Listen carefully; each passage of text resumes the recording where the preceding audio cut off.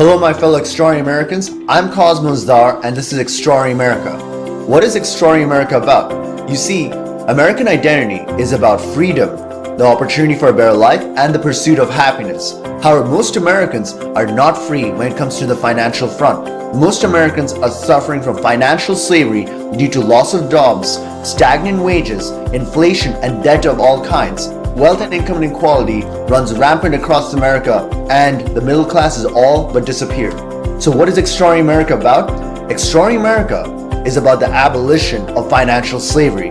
It is about the financial freedom of the 99%. It is about the nation of immigrants and descendants of immigrants awakening and unleashing the extraordinary within themselves and setting themselves free.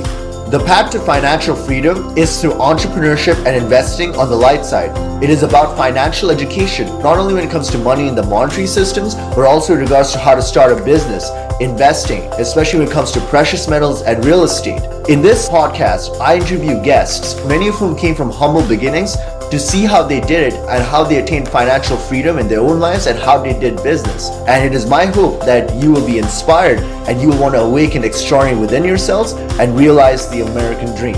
Once again, welcome to Extraordinary America. Hey, Cosmos. Hey, Dan, it's so good to have you on this podcast. I really appreciate you taking the time to do this. Yeah, man. And thank you for everything you're doing to talk about financial freedom and the American dream. My dad is an immigrant from Spain. And so as the son of an immigrant, I really appreciate the message and the effort you're doing. Thank you so much, Dan. So, Dan, could you tell me and the audience a little bit more about yourself, your background, and how you got started? Sure.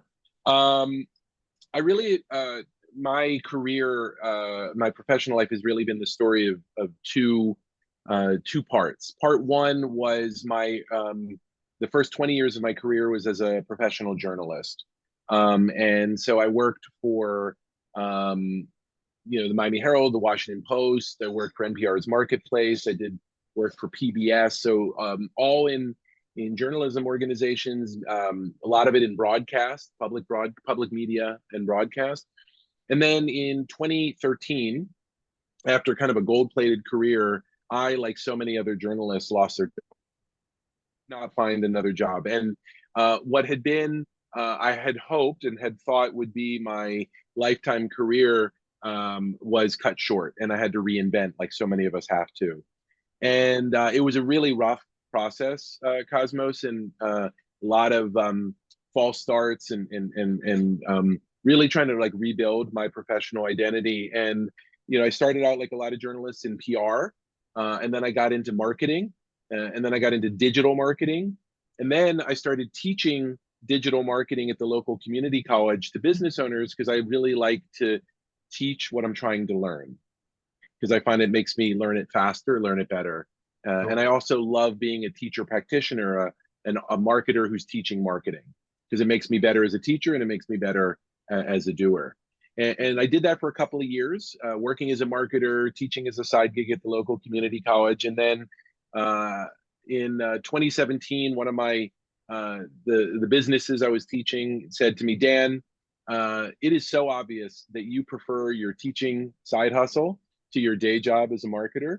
You need to quit working as an adjunct at the community college. You need to quit your day job working as a marketer for $1 billion electricity company and then for a software startup. And you need to go and start your own business, a marketing academy. And so that's exactly what I did. In 2017, I started BizHack Academy. It's an academy dedicated to training small businesses in how to market themselves.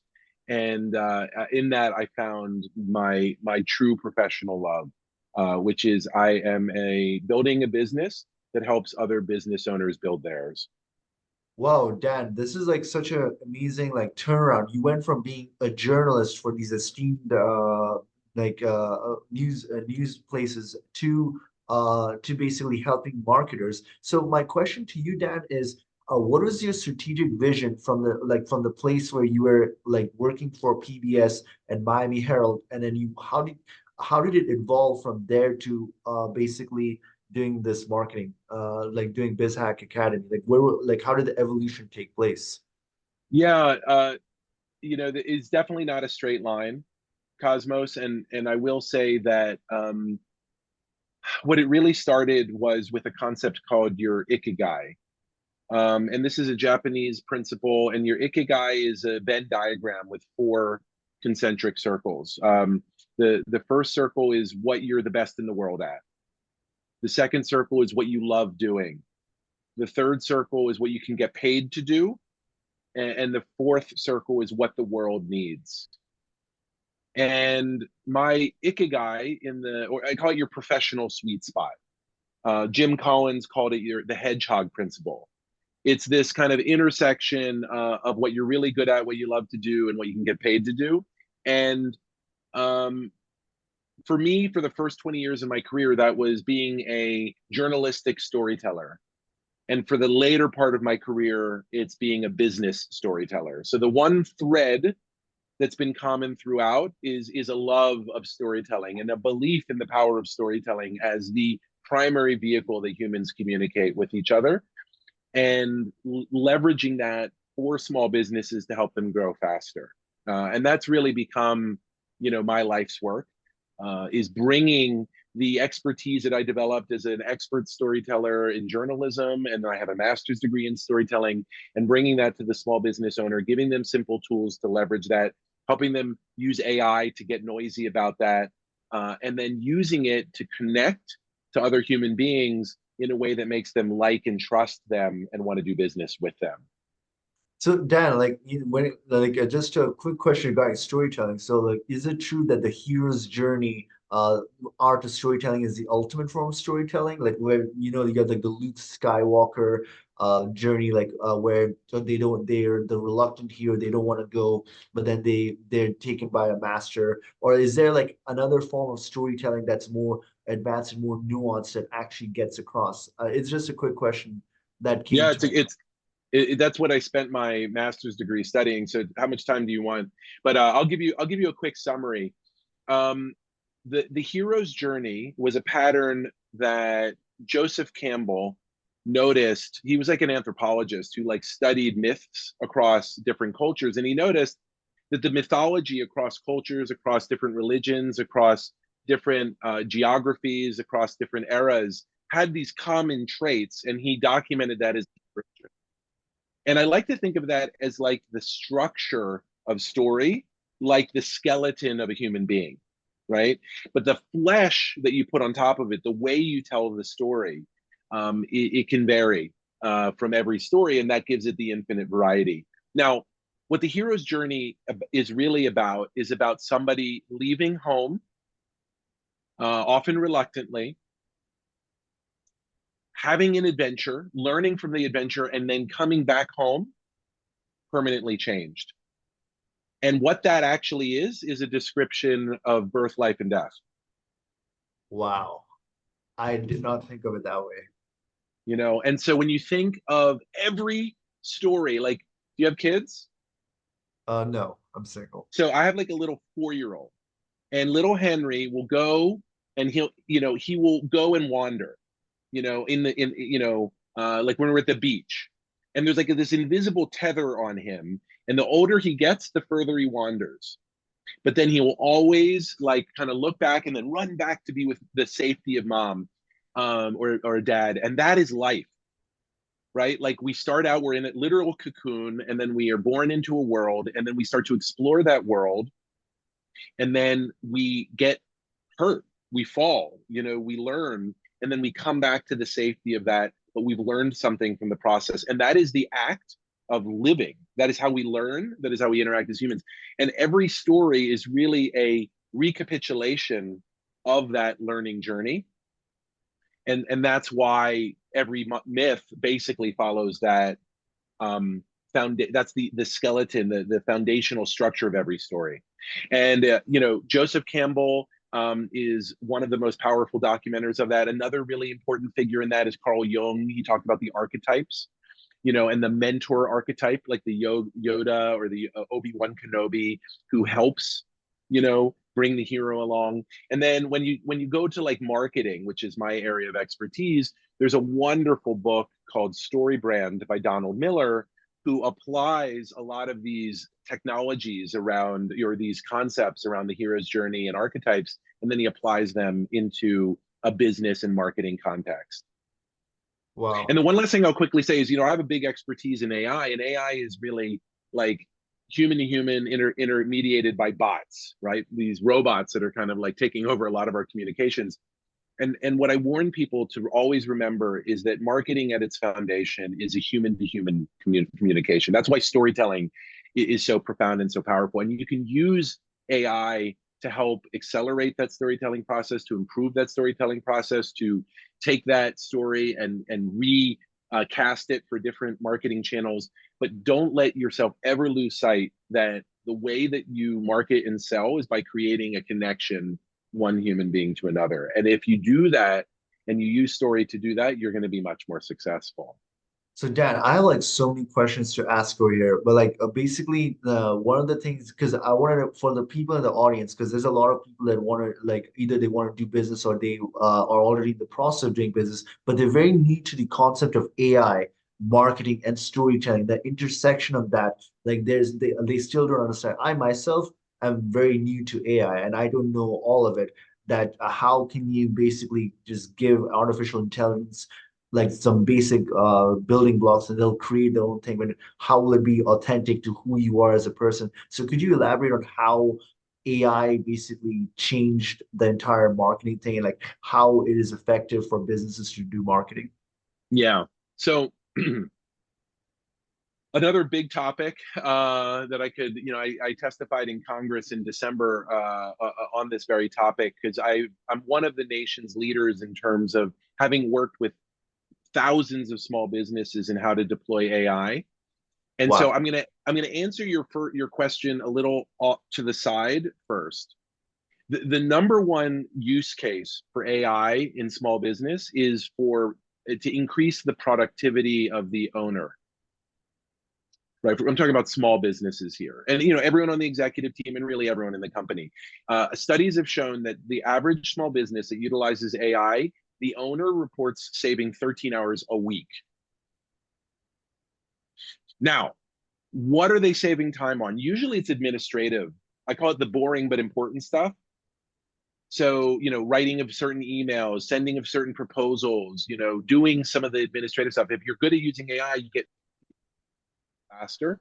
You save 13 hours. 1/3 of the businesses said they took that 13 hours and invested it in growth, in more Wow. biz dev, in more conversations, and going out to more networkers.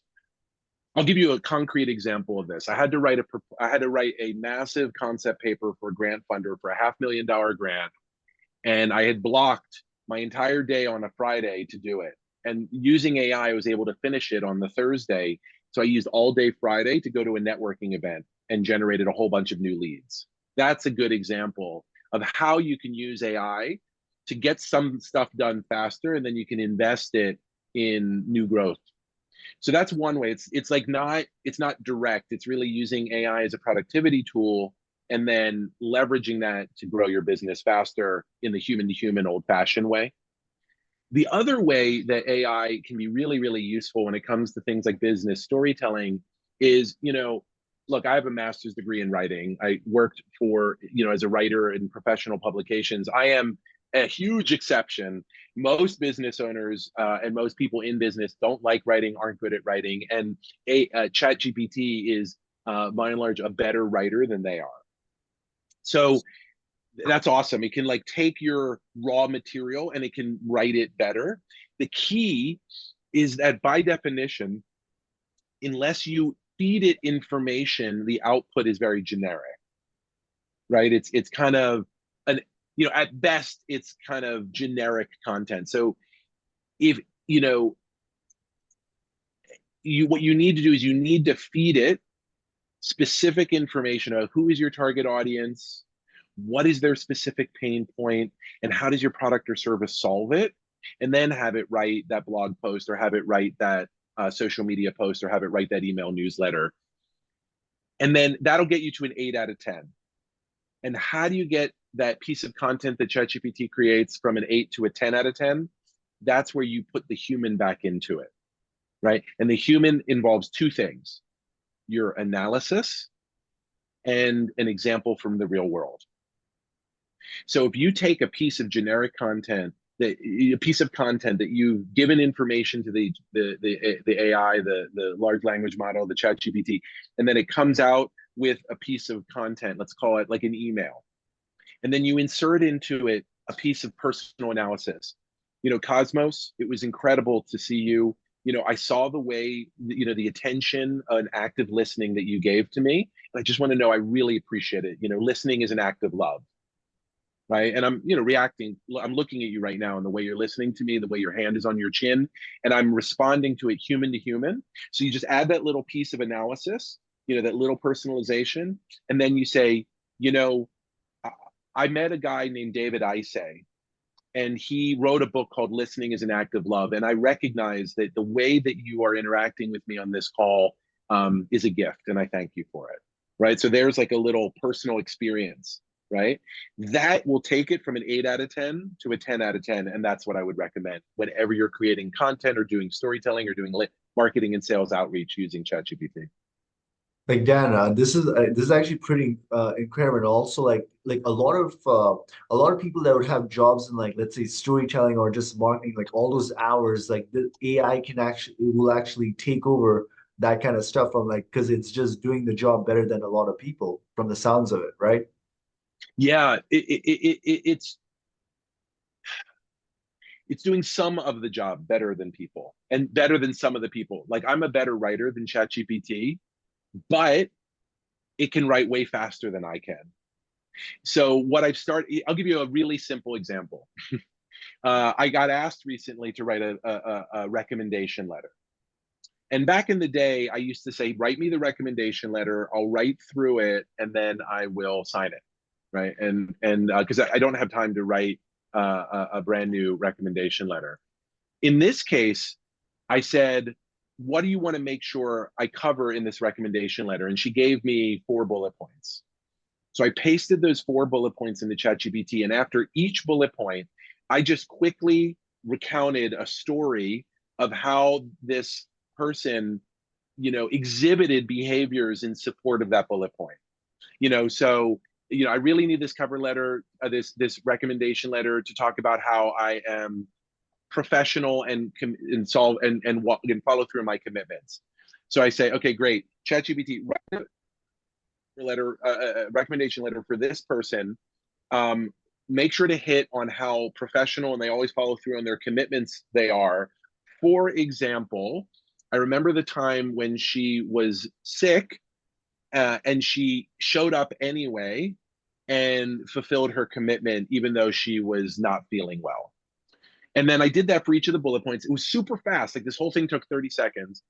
Hit return, cut and paste the email into an email back to her, revised it a little bit to make it a little bit more like my language. And she said it was the best reference letter she has ever received.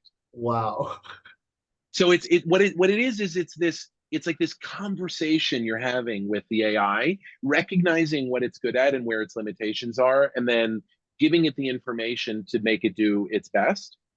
And it's as I've gotten to know, like, these tools, I've gotten to learn the personality. It's almost like they're another employee.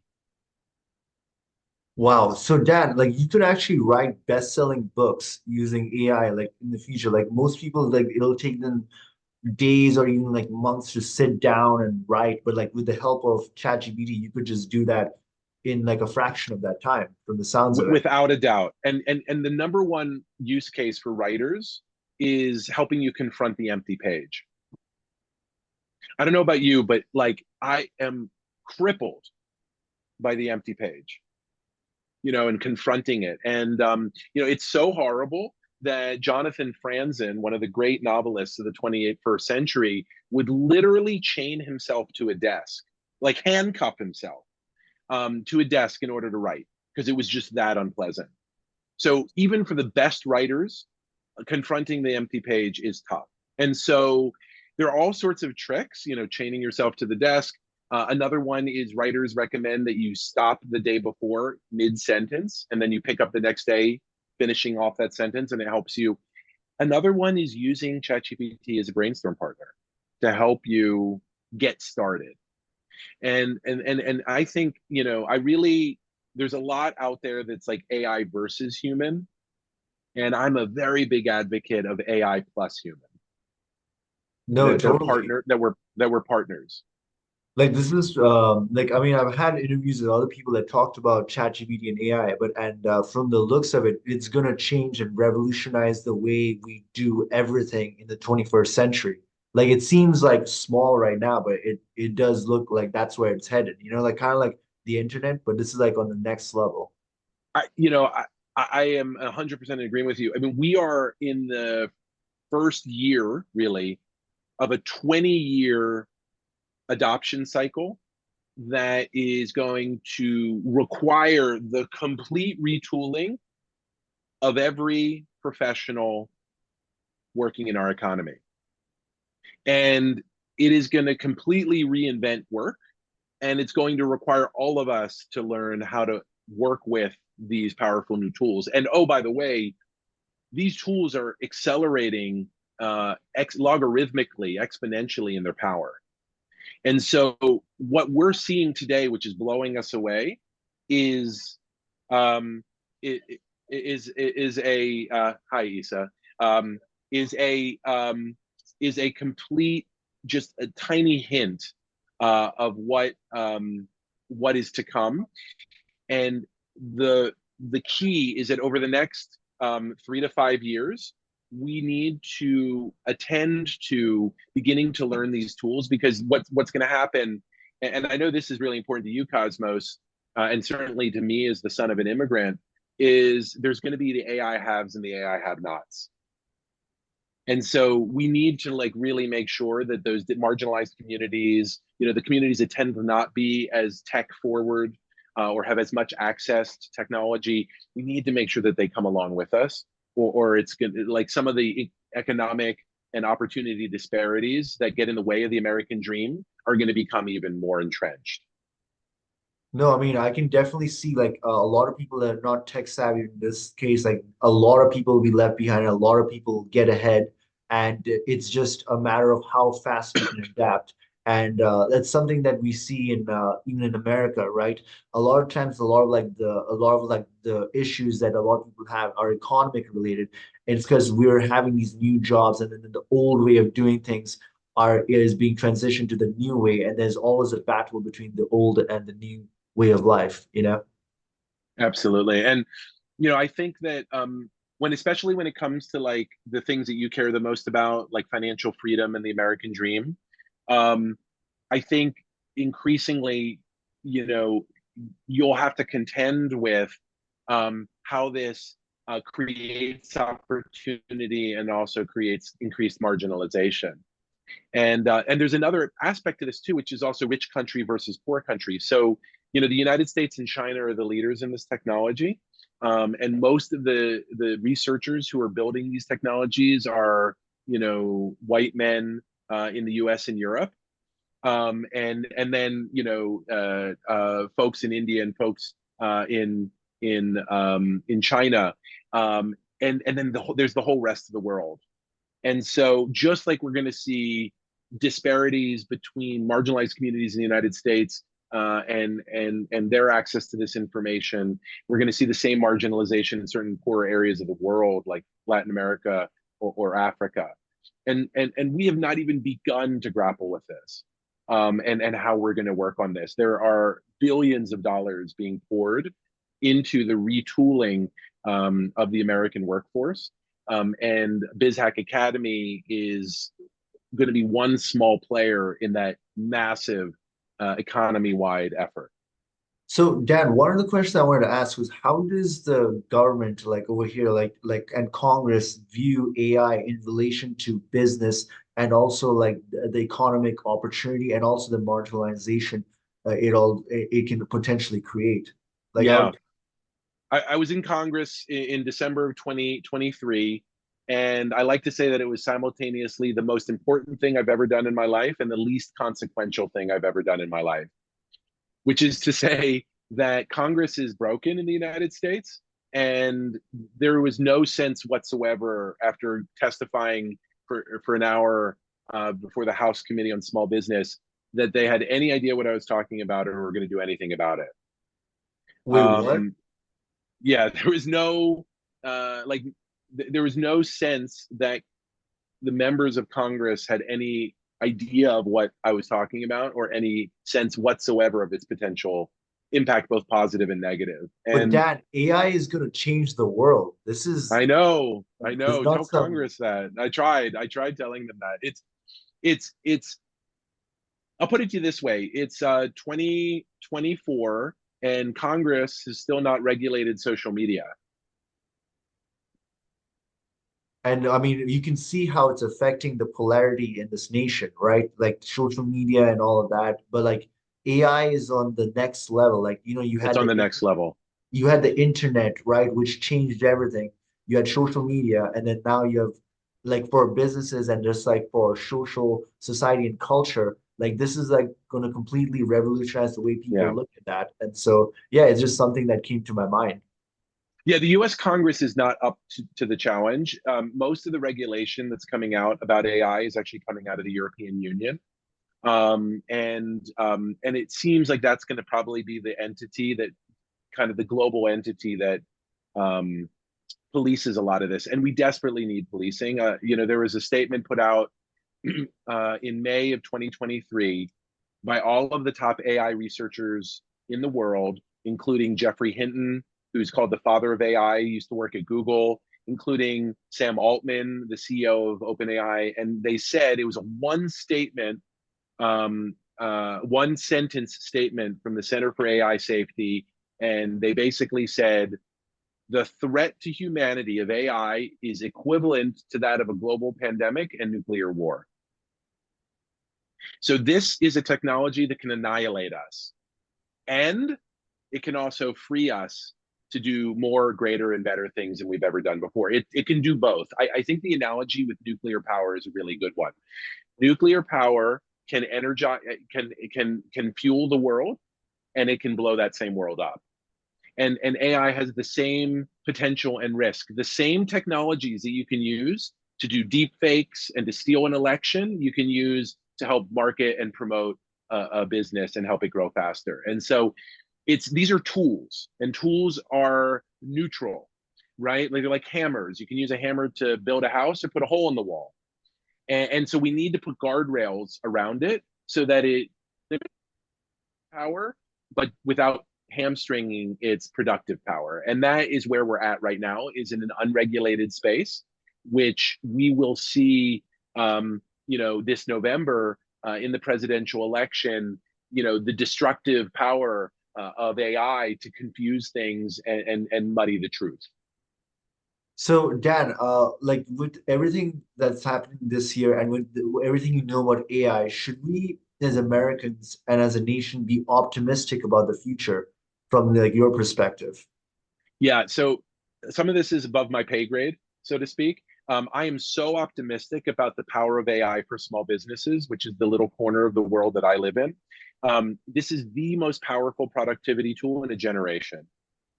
So, like, think about social media, and social media is a giant time suck, right? And like, at least personally, it never really spoke to me, but I knew I had to do it. But I couldn't always very clearly point to the return on investment. I didn't always know if it was working. Mostly I feel like I'm creating free content for Twitter and X and Facebook and Instagram and TikTok that they can then benefit from. I'm kind of their product. Whereas with AI, I am immediately saving hours a week that I can then invest in becoming a better father or growing my business or just taking time for myself.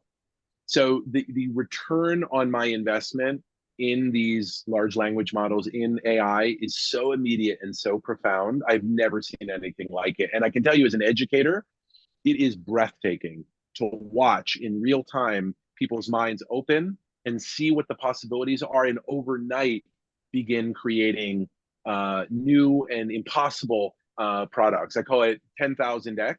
It's new, better. It's more, better, faster, and new. And I'll give you a great example of this. So we teach classes in AI to small businesses, and one of the small businesses used AI, used ChatGPT to create an original song based off of Will Smith's "Summertime," but related to their company, which is a parking company. So summertime parking, summertime travel and parking, on the theme of summertime. And then they put it into another incredible AI tool that then took that song and then created an actual song. And they used the voice of Beyonce attached to it. And then they built an ad in Facebook using the song.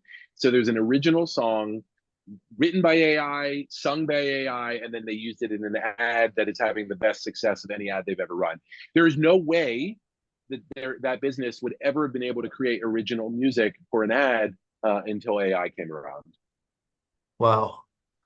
I mean, yeah, that's true. It does have the potential for like a lot of good things as well. But Dan, I on a different note, I wanted to ask you about this book that you contributed to, right? This like which came out on September 24th, which is the Strategic Growth for Leaders, 10 Success Keys to Elevate You to the Next Level. Can you tell me, the audience, a little bit more about the premise of what of your contribution and what the book is about? Yeah, absolutely. So as I think, as I mentioned, I'm the son of an immigrant from Spain, and I've spent a lot of time in Spain with my cousins and my family, and I've come to recognize that they view business very differently in Spain than we do in the United States. In the United States, we're very focused on scaling and growth, and making it bigger. And there's a lot in our society that's really about massive growth, rapid growth. But we don't always, as a society, ask the question, to what end? In other words, why are we growing? For what? Now, in contrast, in Spain, many business owners run what are known as lifestyle businesses, which are businesses that support a lifestyle, a family life that they enjoy, that feels balanced. And so I wrote my chapter about something that my cousin said to me. So my cousin runs Spain's top rhythmic gymnastics training studio for young girls who want to become Olympians. And they are completely oversubscribed. They have waiting lists, but their facility is pretty small and a little run down.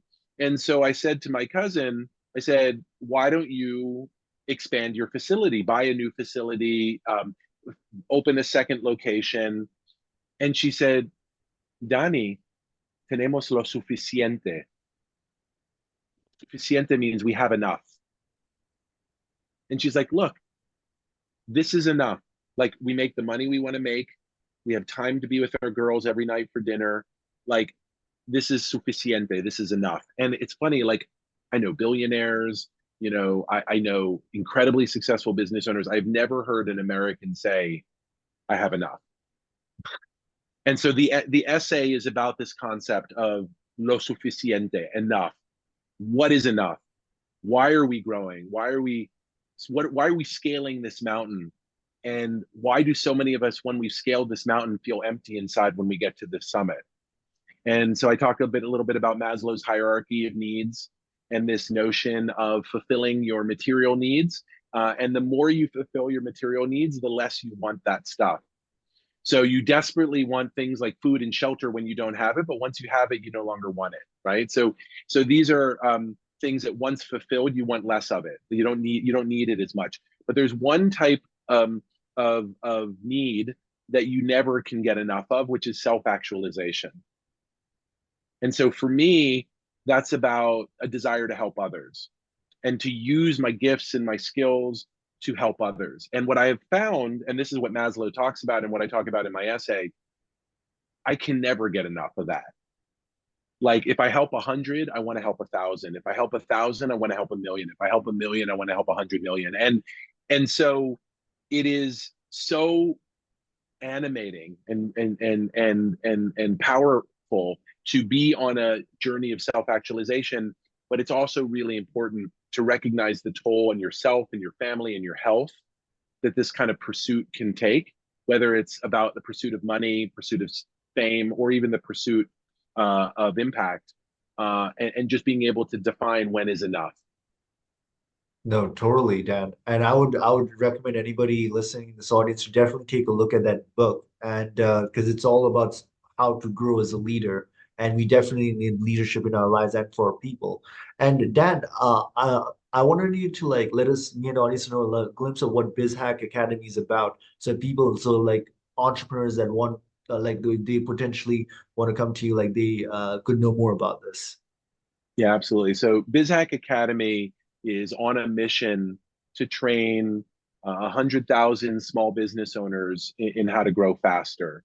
And we're using a combination of business storytelling and AI tools to help with that acceleration. And the reason that we want these businesses to grow faster is so they can remain the fabric of their communities. Small businesses are the heart and the soul of our economy. They are the economic drivers of our local communities. They give our main streets a local flavor that make it worth living there. And they, every time one of these businesses die, all of the employees and their families that depend on that for their livelihood suffer, and the community is a little bit poorer without that local flavor. And so we have to, as an economy, as a country, as a people, support our local businesses, and that's what BizHack does. And the way we do that is through training and coaching programs. And our primary training and coaching on AI-powered marketing and business storytelling is funded through banks and municipalities and other business support organizations that subsidize our training so that businesses can access it for free or at a reduced cost. And I would definitely invite all of your listeners to go to bizhack.com or to visit us on social media at BizHack Academy. And you can learn about the free and low cost offerings that we're putting out on AI powered marketing that are accessible to them. No, for sure, Dan. And Dan, other than this, like, how can the audience connect with you and get to know more about you, your work, and everything that you do? Yeah. So, at BizHack Academy is our social handle, and you'll see me, Dan Grech, referenced with my personal accounts there as well. You can also find the book, Strategic Growth for Leaders, 10 Success Keys to Elevate You to the Next Level.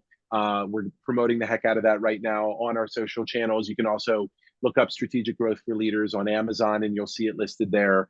Would really welcome you buying the book, and obviously my chapter is just one of many incredible chapters by other business thought leaders.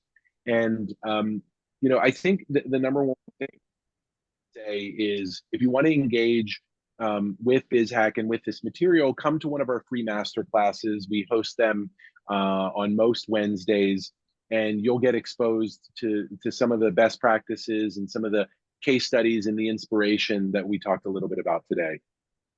That is awesome, Dan. And I really appreciate that you took the time to come and do this podcast with me and basically tell the audience about the importance of AI in relation to business and the future of the world. Because yes, this is actually important, and just marketing and storytelling in general, because that's what makes businesses successful ultimately. And I do hope that you take the time to come to this podcast at a later date and revisit, you know? Oh yeah, I'd be happy to come back. And Cosmos, before we wrap up, I do have a question for you, if that's okay. Yeah, for sure. Kind of turning the tables on the interviewer. I was wondering, you're very passionate, and I mean, anybody who listens to Extraordinary Americans knows that Cosmos is self-actualizing through this podcast, and he's very passionate about financial freedom and the American dream.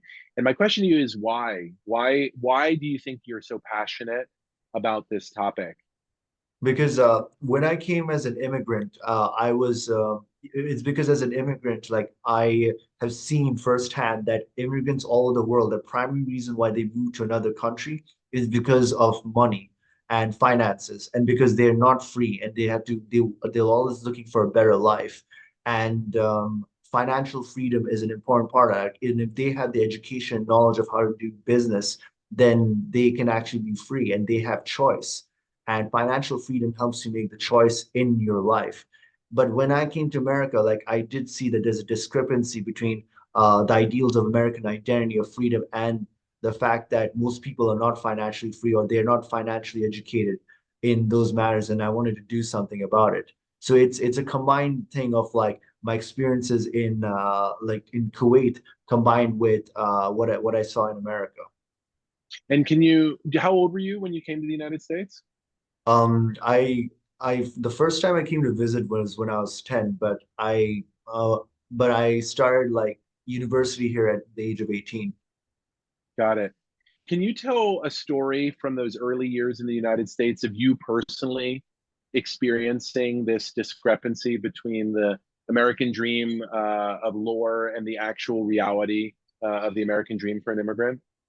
I think like when I went to visit my cousin, like my cousin and my aunt in New Jersey and New York, I went to the Manhattan, Brooklyn area, and I just saw that there's a massive difference. Like there's like the posh area in Manhattan, right? And then you had like areas in Brooklyn, which is like the complete opposite.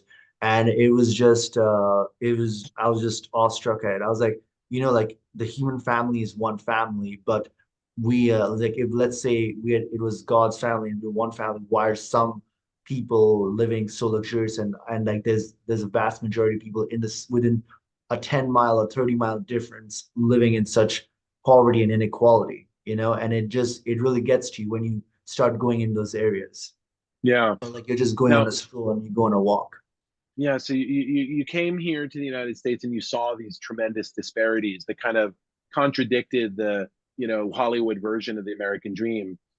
And then you did something about it. And that's what really I'm interested in is most immigrants, you can't help but notice, right, the discrepancy of the haves and have-nots in the United States and the income inequality and the opportunity inequality for brown and black folks and folks from a foreign country. But you have chosen to make this your cause and to do something about it. And I'm curious, is there someone in your life, maybe a parent or a pastor or a priest, who taught you to fight for causes like this that made you want to not stay quiet like most immigrants and actually get noisy about this cause? I think I would say that my uncle and aunt and even my parents, like they are inspirations and of like how you can go into other countries and still make it from scratch. And that's like one of the most important things for me. Like you could go anywhere, and if you have the right mindset and if you have the right education, you can actually make it wherever you go. And yeah, I would say that my father and then like my uncle as well. Like they certainly were inspirations that this can be done, because ultimately, if you want to change your lifestyle, it comes down to your mindset. And And that's where did one of them teach, so you saw examples of this mindset in your family, in your parents and in your aunt and uncle, but most people just hoard that information for themselves, but you want to share it. I'm just curious, is there someone who taught you to care about others, to share, to donate your time and your energy to educate others of what you have learned? Like, that's what I'm interested in, is how did you come to want to get noisy about this and be an advocate about this? I think it's just like when you see like injustice and in disparity, like it just comes naturally, I suppose. To Um, you, it like doesn't come to naturally to everybody. oh, So I'll just try one more time to kind of get at this, but it might be something just for you to think about. But like, you're very special. You're very unique. Most people who come here, like my dad didn't do that. My dad didn't get noisy about the immigrant experience. He just, was a clothing salesman for most of his life, and he took care of his kids and coached me in soccer. And you are like going publicly and talking about the extraordinary Americans. You're talking about the gap between the dream and the reality. You're making this a cause. And maybe you were just born this way. Maybe you were a born advocate. But I'm just wondering, is there anyone in your life who you're modeling, do you think, on being an advocate? at this point there would be like many people, but I would say like my dad, his life and then like how he went about it is like definitely an inspiration to me What at least. specifically did your dad do? Did he He talk to? he went to a foreign country, right? Like outside of India, and as an immigrant, he came with no money, and then he basically made a business out of an area which is hostile to immigrants, and that is something that like amazed me. And I just realized that, but like, he also taught me the importance of money as well. Like when it comes to like getting like a better life and how in today's world, like that's just part of it. So I would say that that was a very big inspiration. Yeah. So what I'm hearing is that you are honoring the memory and sacrifices of your father by doing this podcast and sharing with the world the lessons that he taught you about mindset and perseverance, even in the face of a hostile environment. I would say And so. that, yeah, and I think that that's beautiful. And it's like that. So what I do with businesses is I coach them to identify and re-articulate, their personal story, in a way that helps make people like and trust them more. So like me knowing about your personal story, Cosmos, it connects me in a different level, in a more intimate way to your mission, and makes me want to help you. So that's what I do. Is I use my investigative journalism skills, and I ask a couple strategic questions, and I help, sometimes for the first time, people unearth the why behind what they do, and then leverage that to help them grow faster and have a bigger impact. That is amazing, Dan. And I would definitely recommend anybody like listening to this to definitely check out BizHack Academy. And because I know you make a difference in their life. Thank you so much. And just out of curiosity, had you connected the work that you're doing for Extraordinary Americans to the influence and the example that your dad gave you? Um, I would say so. Yeah. And so I think the key is to tell that often, and to the point where it feels almost repetitive. Like that is such a powerful story. That you have this example of your father, and that you're honoring that example by sharing what you learned from him at the dinner table, and by observing him as a kid with others, so that they too can achieve the actual American dream. I'll keep that in mind, Dan. For sure. And I would like to conclude this episode by letting my fellow extraordinary Americans know that, hey, look, there's an extraordinary within each and every one of us, and it's our duty to awaken it and unleash it. Until next time, bye for now. Hey everyone, thank you for watching Extraordinary America. If you like what you see, please do subscribe to our podcast and share it with others. Remember that the best investment that you can make in your lifetime is in your own financial education, for it is knowledge that truly sets us free. Also, remember that inflation is diluting your purchasing power, which in turn increases financial bondage. The practical thing to do is to protect the loss of your purchasing power and invest in precious metals or the right cryptocurrencies. Lastly, never forget that you are an extraordinary American. We'll see you in the next episode. Bye for now.